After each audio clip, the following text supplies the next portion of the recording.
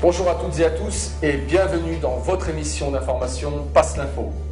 Cette semaine, on ne vous fera pas perdre votre temps en vous parlant du remaniement ministériel, qui n'est qu'une façon détournée de vous faire oublier la réforme des retraites. On ne vous parlera pas non plus de l'affaire Karachi, étant donné que le principal intéressé, Nicolas Sarkozy, est juridiquement intouchable.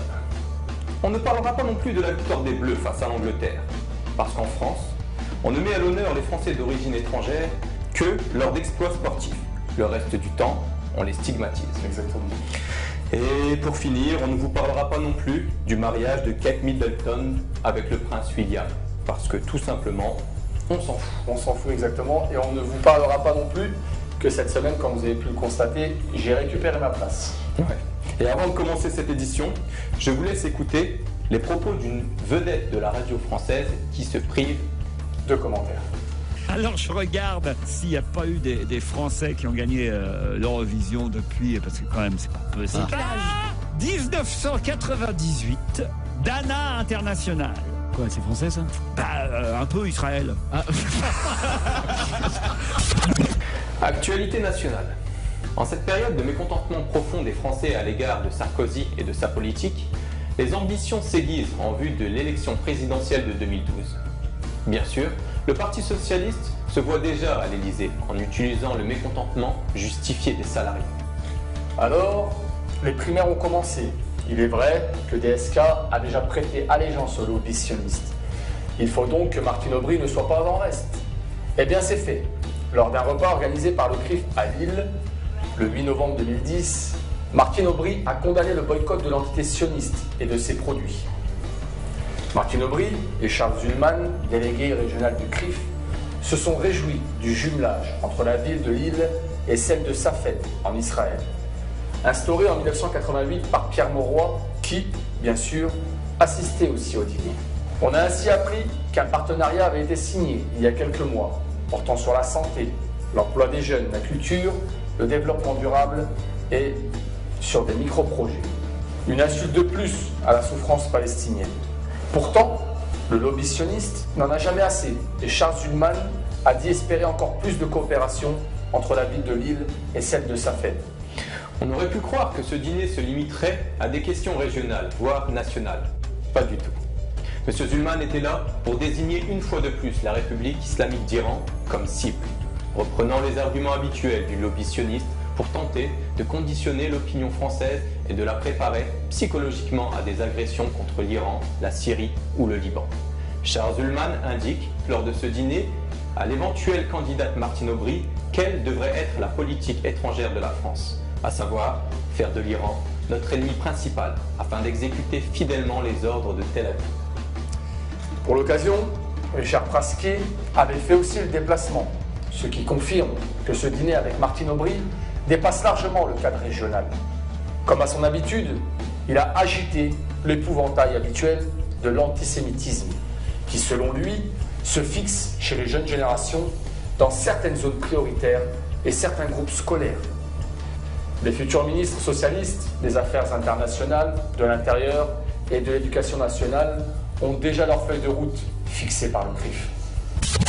Actualité internationale. L'Espagne a annulé la conférence des pays riverains de la Méditerranée qui devrait se tenir à Barcelone le 31 novembre 2010.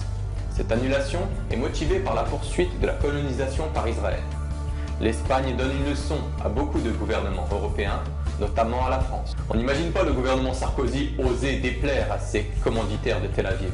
Le gouvernement espagnol est dirigé par des socialistes. Quand on connaît la servilité des socialistes français vis-à-vis d'Israël et de son lobby, on a envie de dire aux socialistes de l'Hexagone, qui trop souvent donnent des leçons de morale politique à tout le monde, de s'inspirer de leurs camarades espagnols.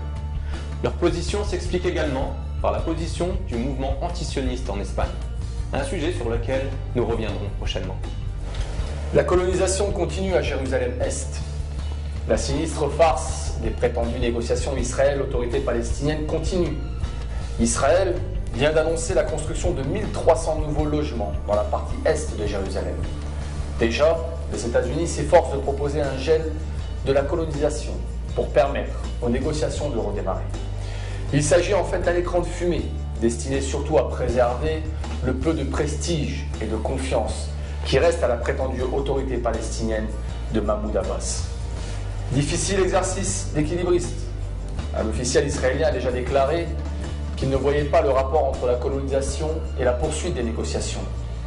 On doit reconnaître que quelque part, il n'a pas tort. Tout Israël n'est que colonisation.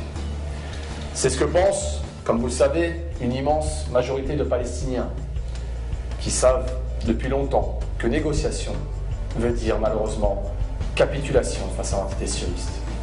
Selon le journal Libération, en échange d'un gel des constructions en Cisjordanie de 3 mois, hormis Jérusalem-Est, les États-Unis se sont engagés à fournir à Israël 20 avions de combat F-35 pour une valeur de 3 milliards de dollars.